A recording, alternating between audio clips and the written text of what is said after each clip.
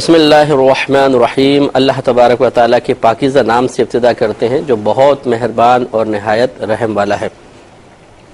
جیسے کہ آپ کو معلوم ہے کہ ہمارا یہ پروگرام حدیث کی سب سے افضل اور سب سے مشہور، سب سے بابرکت، سب سے مستند اور قابل اعتماد کتاب بخاری شریف کے درس پر مشتمل ہے۔ اس میں انشاءاللہ ہم نبی کریم صلی اللہ علیہ وسلم کی بیان کردہ وہ احادیث کریمہ جنہیں امام بخاری رحمۃ اللہ علیہ نے بہت احتیاط سے اس کتاب میں جمع فرمایا، آپ کے سامنے اس انداز سے پیش کی جائیں گی کہ انشاءاللہ جہاں تک ہو سکے گا عربی متن بھی ذکر کریں گے، اس کا ترجمہ پیش کیا جائے گا۔ اور جیسے اکثر میرا انداز ہے کہ میں صرف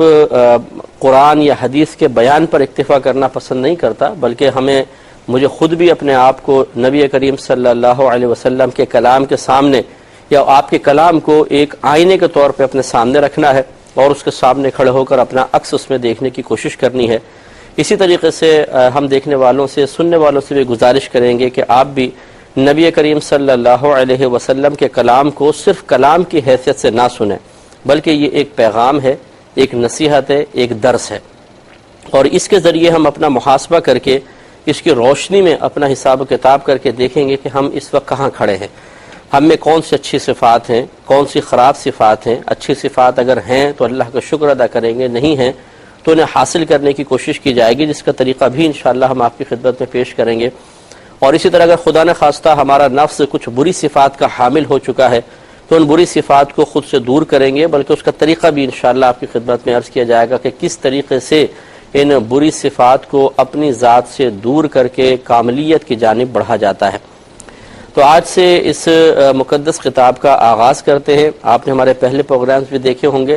ابتدا میں ہم نے کچھ پروگرام امام بخاری رحمۃ اللہ علیہ کے بارے میں کیے تھے، آپ کی سیرت پاک، آپ کی شخصیت کے مختلف پہلو پر ایک مختصر سا کلام تھا، 3-4 پروگرام اس کے تھے۔ اس کے بعد پھر بخاری شریف کے بارے میں کچھ انٹروڈکشن آپ کی خدمت میں پیش کیا تھا، تاکہ ہم جانیں کہ یہ کتاب جس کو ہم اس وقت سن رہے ہیں، جس کا نام بہت زیادہ سنا ہے، اس کتاب کے جمع کرنے میں کس قدر احتیاط سے کام لیا گیا ہے اور اس کی ہمارے مذہب اسلام کی تعلیمات کے عام کرنے میں کتنی امپورٹنس ہے۔ تو لہٰذا مجھے امید ہے کہ آپ نے وہ پروگرام دیکھے ہوں گے اور آپ بہت کچھ اس سے سمجھنے میں کامیاب ہوئے ہوں گے۔ تو آج سے انشاءاللہ ہم کتاب کا آغاز کریں گے اور باقاعدہ احادیث کریمہ آپ کی خدمت میں پیش کی جائیں گی۔ اس میں طریقہ کار یہی ہوگا کہ ہم کوشش یہی کریں گے کہ کنٹینیوسلی حدیثیں ذکر کریں، جہاں تک ہو سکے اس کے عربی متن بھی ذکر کریں گے، لیکن پوری عربی پڑھنا بہت دشوار ہوتا ہے کیونکہ اس میں وقت زیادہ لگے گا کہ پہلے عربی پڑھی جائے، پھر اس کا ترجمہ کیا جائے، پھر اس کے بارے میں کچھ کلام کرنے کا شرف حاصل کیا جائے۔ تو حتی الامکان کوشش یہی ہوگی کہ حدیث پڑھی جائے، چاہے اردو میں ہو، عربک میں ہو، لیکن پوری عربک میں نہیں کریں گے۔ ایک آدھ جملہ جیسے امپورٹنٹ جو جملہ جو پورے کلام کی اس حدیث کی جان ہے اس کو انشاءاللہ عربی میں آپ کی خدمت میں پیش کر دیں گے۔ تو آپ دیکھنے والے جتنے بھی ہیں وہ ضرور اس طرح کریں کہ ایک قلم اور ایک ڈائری اپنے پاس رکھیں۔ بعض اوقات ہمیں یہ معلوم نہیں ہوتا ہے کہ حدیث ہم نے پڑھی ہوتی ہے، لیکن یہ علم نہیں ہوتا کہ یہ بخاری میں موجود ہے، اگر ہے تو کس مقام پر ہے۔ اس طرح آپ ریفرنسز جمع کر سکتے ہیں کہ جو بھی موضوع کی حدیث آپ کی خدمت میں عرض کی جائے گی، آپ ایک موضوع کا باقاعدہ عنوان قائم کر کے اس حدیث کا نمبر وغیرہ وہاں پہ لکھ سکتے ہیں۔ اس طریقے سے آپ انشاءاللہ بہت زیادہ اوتھینٹک اور مستند مواد جمع کرنے میں کامیاب ہو جائیں گے۔ تو پہلے عربی انشاءاللہ جہاں تک ہو سکی، پھر اس کا ترجمہ، اور اس کے بعد پھر ہم یہ بیان کرنے کی کوشش کریں گے کہ ہمارے نبی کریم صلی اللہ علیہ وسلم نے اس حدیث مبارکہ میں کیا پیغام دینے کی سعی احسن فرمائی ہے، تاکہ اس پیغام کی روشنی میں پھر ہم کچھ سیکھنے کا موقع اپنے لیے نکالیں اور اس کی برکات سے فیضیاب ہوں۔ ہماری گزارش یہ ہوگی کہ چلتے پھرتے پروگرام دیکھنے سے عموماً جو علم حاصل کر رہے ہیں اس کی برکات سے انسان محروم ہو جاتا ہے۔ یکسوئی سے بیٹھ کر آپ دیکھیں، ایک جیسے عرض کیا قلم اور ڈائری اپنے پاس رکھیں، جو بات آپ کو ایسی لگے کہ اس کو نوٹ کرنا چاہیے اسے آپ نوٹ کریں، اور کوشش یہ کیجئے کہ دوسروں کو بھی اس پروگرام کے دیکھنے کی باقاعدہ ترغیب دیں اور انہیں بھی اس کی امپورٹنس بتائیں، تاکہ جیسے ہماری خواہش ہے، ہم اس وقت دیکھیں قرآن بھی بیان ہو رہا ہے، حدیث بھی بیان ہو رہی ہے، مقصود یہی ہے کہ لوگ قرآن و حدیث کے قریب آئیں۔ ہم نے جو کتابیں کبھی سنی ہیں بس ان کے نام سنے ہیں، بعض اوقات تو دیکھی تک نہیں ہیں، یا دیکھی ہیں تو پڑھنے کی کبھی ہمیں توفیق نہیں ہوتی، موقع نہیں ملتا ہے، ان کتابوں تک جو مثلا قرآن ہے، اس کے ترجمہ اور تفسیر تک، احادیث کریمہ ہیں، یہ تو عموماً ہمارے مسلمانوں کے گھروں میں ہوتی ہی نہیں ہیں، اور ہوتی ہیں تو ہم پڑھتے نہیں ہیں باقاعدہ، لیکن انشاءاللہ آپ کی رسائی یہاں تک ہو جائے گی، اور وہ کتابیں جن کے فقط آپ نے کبھی نام سنے تھے، باقاعدہ اس کے مضامین پر مطلع ہو کر اس سے فیضیاب ہونے کی سعادت بھی آپ حاصل کر سکتے ہیں۔ تو خود بھی آپ پابندی سے اس کو دیکھیں، دوسروں کو بھی ترغیب دیں، تاکہ کوئی آپ کا پروگرام نکلے نہیں اور لگاتار احادیث کریمہ آپ کے سامنے پیش ہوتی رہیں۔ تو آج ابتدا کرتے ہیں۔ امام بخاری رحمۃ اللہ علیہ کی یہ عادت ہے کہ آپ جب حدیث لاتے ہیں تو عموماً اس کا ایک عنوان قائم کرتے ہیں، اس کو ترجمۃ الباب سے تعبیر کرتے ہیں، اور اس سے پہلے آپ لفظ باب لے کر آتے ہیں، بتاتے ہیں کہ جی یہ عنوان اس حدیث کا ہے، یعنی اس حدیث میں کیا چیز بیان ہوئی ہے، تو اکثر اس کا خلاصہ آپ پہلے ذکر کر دیتے ہیں، یا اس کا جو مین موضوع ہے، بنیادی موضوع، اس کو آپ ذکر کرتے ہیں۔ لہذا پہلے آپ نے باب قائم کیا کہ کیف کان بدء الوحی الی رسول اللہ صلی اللہ علیہ وسلم، یعنی نبی کریم صلی اللہ علیہ وسلم کی جانب وحی کی ابتدا کیسے ہوئی تھی۔ تو چونکہ یہ نبی کریم صلی اللہ علیہ وسلم، جیسے میں نے آپ کو بتایا کہ آپ کی طرف وحی کے دو طریقے تھے، ایک تو یہ کہ اگر اس طرح وحی آئی، اس طرح اللہ تعالیٰ کا پیغام آیا کہ اس میں کلام بھی اللہ تعالیٰ کا ہے اور الفاظ بھی اللہ تعالیٰ کی طرف سے ہی ہیں، تو اسے قرآن کہہ دیا جاتا ہے۔ اور اگر ایسا ہے کہ پیغام تو اللہ تبارک و تعالیٰ کا ہے لیکن الفاظ نبی کریم صلی اللہ علیہ وسلم کے ہیں، تو اسے حدیث کہا جاتا ہے۔ تو وحی کا مطلب لغوی معنی الہام ہوتا ہے، دل میں کوئی بات ڈالنا، اور شرعی اصطلاح میں اللہ تبارک و تعالیٰ کی جانب سے یا تو فرشتے کے ذریعے نبی تک ایک پیغام پہنچانا، یا خواب میں کوئی پیغام دے دینا، یا دل میں القاء فرمانا اللہ تعالیٰ کی طرف سے براہ راست، ان سب کے اوپر وحی کا اطلاق ہوتا ہے۔ تو عموماً قرآن جو ہے وہ جبریل امین اللہ تبارک و تعالیٰ کی طرف سے لے کر آئے، جب وہ لاتے تھے تو مفہوم بھی اللہ تعالیٰ کی طرف سے ہوتا تھا، اور جبریل امین اس مفہوم کو جن الفاظ میں ذکر کرنا ہے وہ بھی نبی کریم صلی اللہ علیہ وسلم کو اللہ تعالیٰ کی طرف سے ہی دیا کرتے تھے۔ تو چونکہ وہاں پر الفاظ اور معانی دونوں اللہ تعالیٰ کی جانب سے ہیں، تو اس کو قرآن کا نام دیا جاتا ہے، اور اسی کو وحی جلی بھی کہتے ہیں۔ حدیث مبارکہ احادیث کریمہ میں نبی کریم صلی اللہ علیہ وسلم کے قلب میں اللہ تعالیٰ الہام فرماتا ہے، اور آپ اس کو پھر سمجھنے کے بعد اپنے الفاظ میں ذکر کرتے ہیں۔ تو چونکہ اس میں الفاظ آپ کے اپنے ہیں، اس لیے اس کو اللہ کا کلام نہیں کہا جاتا بلکہ آپ کا کلام کہا جاتا ہے، لیکن چونکہ اللہ تعالیٰ کی طرف سے پہلے الہام کیا ہوتا ہے، اس لیے اس کو وحی خفی کہا جاتا ہے، پوشیدہ وحی، اور وحی جلی کا معنی ہوتا ہے واضح وحی۔ تو اس لیے یہ احادیث کریمہ چونکہ واضح اللہ تعالیٰ کی طرف سے واضح پیغام نہیں ہے، پوشیدہ پیغام ہے، لیکن وحی ضرور ہے، تو اس لیے امام بخاری رحمۃ اللہ علیہ نے سب سے پہلے یہ عنوان قائم کیا کہ نبی کریم صلی اللہ علیہ وسلم کی جانب وحی کی ابتدا کیسے ہوئی، اور اس کے تحت حدیثیں وہی لے کر آئے ہیں کہ جو اللہ تبارک و تعالی کی طرف سے قرآن کے نزول کے واقعے پر مشتمل ہے، کہ اللہ تبارک و تعالی نے سب سے پہلے قرآن عظیم کے سلسلے میں، قرآن کے پیغام کو پہنچانے کے سلسلے میں کس طریقے سے نبی کریم صلی اللہ علیہ وسلم پر وحی فرمائی تھی۔ اس میں آپ بطور دلیل پہلے کا اللہ تبارک و تعالیٰ کا فرمان آپ نے ذکر کیا ہے کہ انا اوحینا الیک کما اوحینا الی نوح ونبیین من بعدہ، اے حبیب کریم صلی اللہ علیہ وسلم، بے شک ہم نے آپ کی طرف وحی فرمائی جیسے ہم نے وحی کی نوح اور ان کے بعد دیگر انبیاء علیہم السلام کی طرف۔ تو یہ آیت لانے کا مقصود امام بخاری کا یہ ہے کہ یہ بتانا کہ نبی کریم صلی اللہ علیہ وسلم پر وحی کا نزول کا ثبوت خود قرآن سے ہے، اور یہود کا اس میں رد بھی ہے کہ جو یہ کہا کرتے تھے، مطالبہ کرتے تھے کہ جیسے حضرت موسیٰ علیہ السلام پر براہ راست کتاب نازل ہوئی ہے، مکمل ایک کتاب، تو اس طرح آپ بھی ایک کتاب مکمل طور پر لے کر آئیں تو ہم آپ کو مانیں گے، تو کیونکہ نبیوں پر مکمل کتابیں نازل ہوتی رہی ہیں۔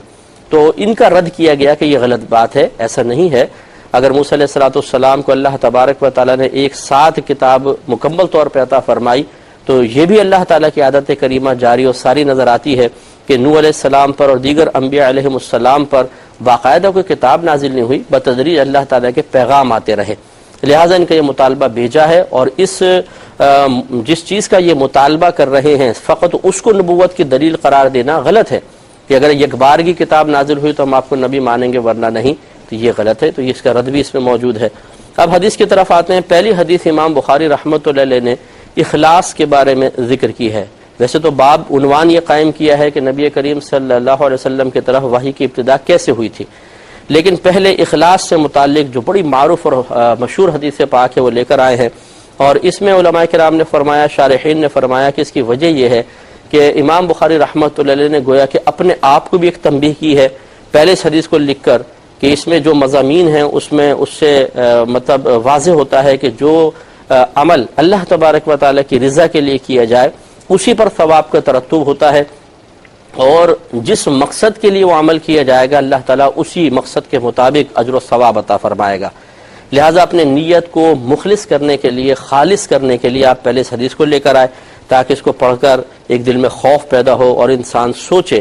جیسے اب امام بخاری نے اپنے لیے اگر یہ تنبیہ کرنا چاہی تو اس قصد و ارادے کے ساتھ کہ تاکہ جب بھی میں کوئی حدیث لکھوں گا وہ پہلی حدیث جو میں نے پہلے لکھ لی ہے اس کا مضمون مجھے اس حدیث میں اخلاص کی کمی پیدا کرنے سے روکے گا اور سمجھائے گا کہ اس حدیث کو صرف اللہ کے لیے لکھو، اگر مخلوق کے لیے لکھا، واہ کے لیے لکھا تو تمہیں اجر و ثواب نہیں ملے گا، کیونکہ جیسا تمہارا قصد و ارادہ ہے اللہ تعالیٰ کی طرف سے ویسے ہی بدلہ مرتب ہوگا۔ اور یہ ہمارے لیے بھی تنبیہ ہے، جیسے اب میں اپنے لیے اس کو تنبیہ سمجھوں کہ مجھے بیان میں اخلاص پیدا کرنا ہے اور آپ کو سننے میں اخلاص پیدا کرنا ہے،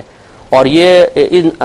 سننے، بیان کرنے، جمع حدیث، اس میں اخلاص کے ساتھ ساتھ چونکہ یہ حدیث پاک مطلقاً سرکار نے فرمائی ہے کہ اس میں کسی خاص کام کے بارے میں تو نہیں تلقین کے پڑھنا پڑھانے کے سلسلے میں اخلاص،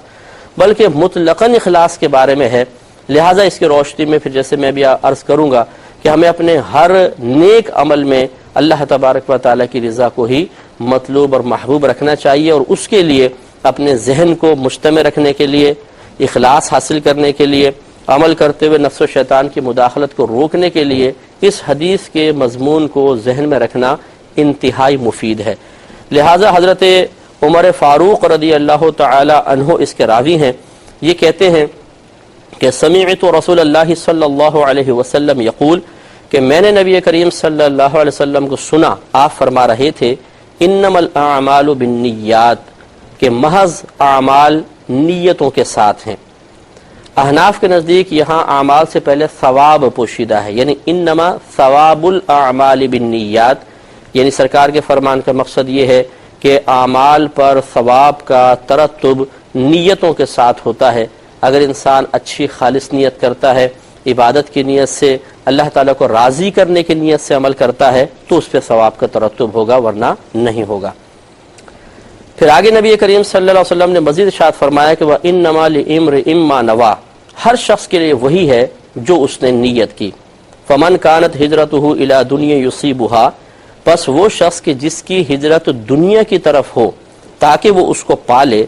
أَوْ إِلَىٰ امْرَأَةٍ يَنْكِحُهَا، یا کسی عورت کی طرف اس نے ہجرت کی تاکہ اس سے نکاح کر لے، فَهِجْرَتُهُ إِلَىٰ مَا هَاجَرَ إِلَيْهِ، تو اس کی ہجرت اسی چیز کی طرف شمار کی جائے گی جس کی طرف اس نے ہجرت کی ہے۔ تو اس میں دو باتیں ہو گئیں۔ پہلی بات یہ کہ ہر عمل سے پہلے اگر ہم اچھی نیت کریں گے تو اس پہ ثواب کا ترتب ہوگا، ورنہ عمل ہو جائے گا ثواب نہیں ملے گا۔ جیسے مثال کے طور پہ ہم کوئی اچھا نیک کام کرنا چاہتے ہیں، کسی کو نیکی کی تلقین کرنا چاہتے ہیں، ہم کسی کی امداد کرنا چاہتے ہیں، تو سب سے پہلے اپنی نیت پر نگاہ رکھیں، کیونکہ انما ثواب الاعمال بالنیات، ثواب کے اعمال کا دار و مدار نیتوں پر ہے۔ نیت اچھی ہوگی ثواب ملے گا، نیت اچھی نہیں ہوگی ثواب نہیں ملے گا۔ نیت دل کے پختہ ارادے کو کہتے ہیں۔ تو ہر شخص کو چاہیے کہ جو بھی وہ نیک کام کرنے والا ہے اس نیک کام کے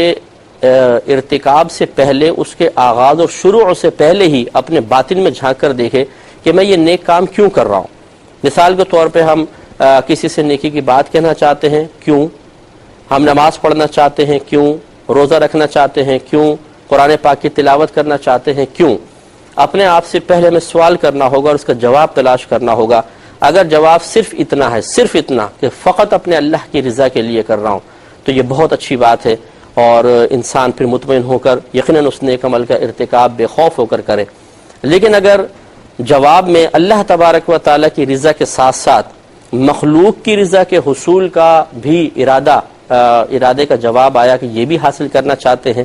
یا کچھ دنیاوی فائدے حاصل کرنے کا قصد و ارادہ سمجھ میں آیا، تو پھر سمجھ لیں کہ جتنا اللہ تبارک و تعالیٰ کی رضا کے حصول کا ارادہ کمزور ہوگا اتنا ہی ثواب کم تر ہوتا چلا جائے گا. مثال کے طور پہ ایک شخص روزہ رکھتا ہے، اسے چاہیے تھا کہ فقط اللہ تبارک و تعالیٰ کی رضا کی خاطر روزہ رکھتا، لیکن بعض اوقات ایسا ہوتا ہے کہ ہم روزہ رکھتے ہیں تو اس کے ساتھ دوسری نیتیں بھی شامل ہو جاتی ہیں. مثلا یار روزہ رکھ ہی لیتے ہیں، نہیں رکھیں گے تو اب صبح کو جاگے کو تو ہے نہیں، امی بھی سو رہی ہوں گی، گھر والے بھی سو رہے ہوں گے، ناشتہ تو ویسے بھی نہیں ملے گا، تو اس سے بہتر ہے روزے رکھ لو. پھر اگر میں آفس جاتا ہوں، فیکٹری جاتا ہوں، وہاں پر بھی سب کہیں گے یار یہ تو عجیب روزہ خور آ گیا یہاں پر، مجھے طعنہ زنی ہوگی، تو اس لیے بہتر ہے کہ روزے رکھ لو. ہاں اگر ایسا نہ ہوتا، چھٹی کا دن ہوگا، پھر روزہ نہیں رکھوں گا. تو معاذ اللہ ثم معاذ اللہ اگر کوئی اس طرح کی فاسد نیت کے ساتھ روزہ رکھتا ہے تو اب اس کے پیش نظر اللہ تبارک و تعالیٰ کی رضا نہیں ہے، بلکہ مخلوق کی گرفت سے محفوظ ہونا اور کچھ اپنے آپ کو نقصانات سے بچانا. تو جتنا اس کے اب یہ اگر تو صورتحال یہ ہے کہ اگر یہ چیزیں نہ ہوتی تو روزہ ہی نہ رکھتا، بالکل کوئی پرواہ نہ ہوتی، تو اس کا مطلب اللہ کی رضا تو بالکل ملحوظ نہیں ہے. اب اس کے بھوکا پیاسا رہنے کا کوئی فائدہ نہیں ہے، لیکن اس کو رہنا پھر بھی بہتر ہے کہ چلے فرضیت تو پوری ہو رہی ہے لیکن اس پہ ثواب کا ترتب نہیں ہوگا. اور اگر ایسا ہے کہ ہاں اللہ کے لیے رکھ رہا ہوں لیکن ساتھ میں یہ بھی ارادے ہیں، تو بس وہی بات ہے کہ جتنا اللہ تعالیٰ کی رضا مطلوب اتنا ثواب ملے گا، اور جتنا دنیاوی فائدے مخلوق کی طرف سے تعریف کا قصد و ارادہ ہوگا اتنا پھر اس کے ثواب میں کمی ہوگی. اسی طرح بعض اوقات بعض لوگ اس لیے پورے روزے رکھتے ہیں، عمر کم ہے یا کام زیادہ ہے لیکن پورے روزے رکھ رہے ہیں. اگر کہیں دل کے گوشے میں یہ بھی ہے کہ جس کو بھی ہم بتائیں گے کہ پورے روزے رکھے تو وہ حیرت سے کہے گا اچھا آپ نے پورے روزے رکھے تھے، واہ بھائی سبحان اللہ. تو بعض اوقات صرف اس طرح کے تعریفی جملے سننے کے لیے نفس اس مشقت پر راضی ہو جاتا ہے کہ ٹھیک ہے روزے رکھو اور لوگوں سے اس طرح تعریفی جملے سمیٹو. تو پھر جو اس قسم کے خواہش ارادہ کے ساتھ روزے رکھتے ہیں وہ اپنے اس روزے میں نورانیت پاتے ہی اس وقت ہیں کہ جب تعریفی جملے ملتے رہیں، اور اگر کوئی تعریف نہ کرے، کوئی ناز سراہے، کوئی حوصلہ افزائی نہ کرے تو پھر وہ روزہ ہو یا نماز وہ عبادت بے ذوق سی لگتی ہے، بے رونق سی لگنے لگ جاتی ہے. تو معاذ اللہ ثم معاذ اللہ اس کا مطلب اس میں اخلاص کی کمی ہے. ایسے اگر کسی نے روزہ رکھا صحت حاصل کرنے کے لیے کہ بھئی کولیسٹرول بڑھ رہا ہے چلو اب روزہ بھی رکھ لیتے ہیں، ساتھ ساتھ کولیسٹرول بھی کم ہو جائے گا، ایک مہینے کے اندر کم غذائیں کھائیں گے یا مرغن غذائیں نہیں کھائیں گے. تو خلاصہ کلام یہ ہے کہ اس طرح دوسری چیزوں کی نیت کرنے کی بنا پر بعض اوقات انسان کا ثواب کم ہو جاتا ہے. تو اپنی نیت کو خالص اور مخلص رکھ کر فقط اللہ تبارک و تعالیٰ کی رضا کے لیے ہمیں نیک عمل کرنے چاہیے. اسی طرح جو اگلا حصہ ہے یہ اصل میں ایک شخص تھا کہ جس نے جو ہجرت سے قبل مکۃ المکرمہ میں کسی خاتون کی طرف اس کا دل مائل تھا. پھر اس شخص نے ہجرت کی اور وہ عورت مسلمان ہوئی اور وہ ہجرت کر کے مدینہ منورہ تشریف لے آئیں. تو یہ شخص بھی مکے سے ہجرت کر کے مسلمان ہو کر پھر یہ مدینے آ گئے. تو پھر ان کے بارے میں بعض لوگوں نے اس طرح کلام کیا کہ بھئی وہ شخص تو اس لیے یہاں پر آیا ہے کہ وہ عورت سے نکاح کرنا چاہتا تھا.